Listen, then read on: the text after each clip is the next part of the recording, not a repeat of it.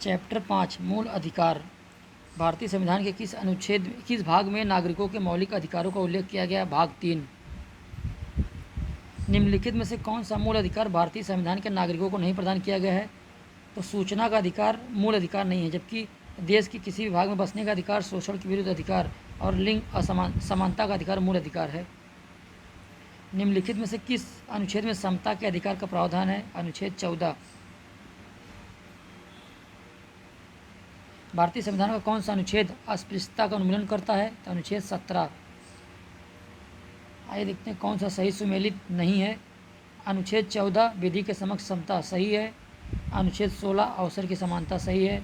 अनुच्छेद 17 उपाधियों का अंत नहीं है, ये अस्पृश्यता का अंत है। और अनुच्छेद 18 सैन्य अधिकारियों की अनुमति इसमें है। उपाधियों का अंत अनुच्छेद 18 में है, लेकिन सैन्य उपाधियों की अनुमति है। निम्नलिखित में से कौन सा अधिकार भारतीय संविधान द्वारा प्रदत्त एक मौलिक अधिकार नहीं है? तो संपत्ति का अधिकार मौलिक अधिकार नहीं है, सिर्फ विधिक है।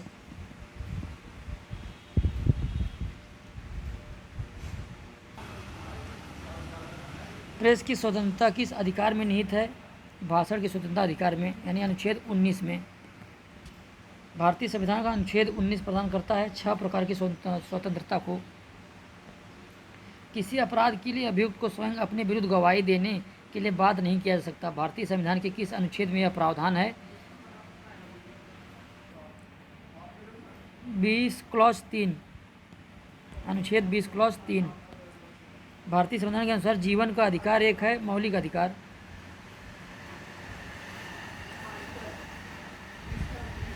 छह से 14 वर्ष की आयु के सभी बच्चों या शिशुओं को शिक्षा का अधिकार दिया गया है, तो ये मूल अधिकार है।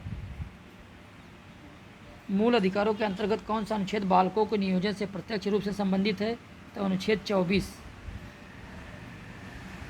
किसी धर्म विशेष के संवर्धन के लिए करों के भुगतान की अनिवार्यता से मुक्ति की गारंटी दी गई है, अनुच्छेद 27 में।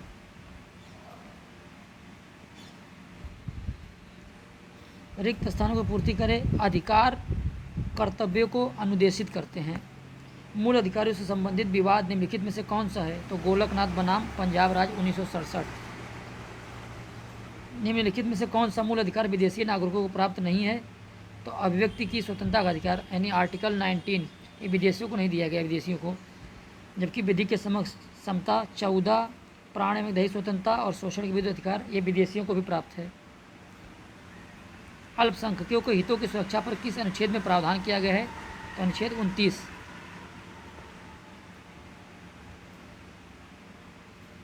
बंधुआ मजदूर उन्मूलन अधिनियम संसद के किस वर्ष पारित किया गया?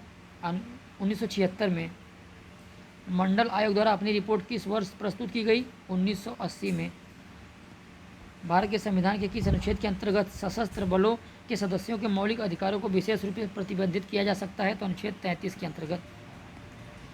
मौलिक अधिकार निलंबित किए जा सकते हैं राष्ट्रपति द्वारा। निम्नलिखित में से किसको संविधान द्वारा मौलिक अधिकारों के संरक्षण की शक्ति दी गई है? तो सर्वोच्च न्यायालय एवं उच्च न्यायालय दोनों को। निम्नलिखित में से कौन सी रीट व्यक्तिगत स्वतंत्रता का बुलवर्क है? तो बंदी प्रत्यक्षीकरण। निम्नलिखित में से कौन सा एक सत्य है? तो भारतीय संविधान में मूल अधिकारों को शामिल करने के लिए नेहरू रिपोर्ट 1928 ने समर्थन किया था। निवारक नज़रबंदी प्रिवेंटिव डिटेंशन के अंतर्गत किसी व्यक्ति को बिना मुकदमा चलाए कितने दिनों तक बंदी बनाया जा सकता है? 3 माह। उच्चतम न्यायालय के अनुसार निजी भवनों के ऊपर राष्ट्रीय ध्वज को फहराना संविधान के किस अनुच्छेद के अंतर्गत आता है? तो अनुच्छेद 19 क्लॉज 1 क्लॉज क।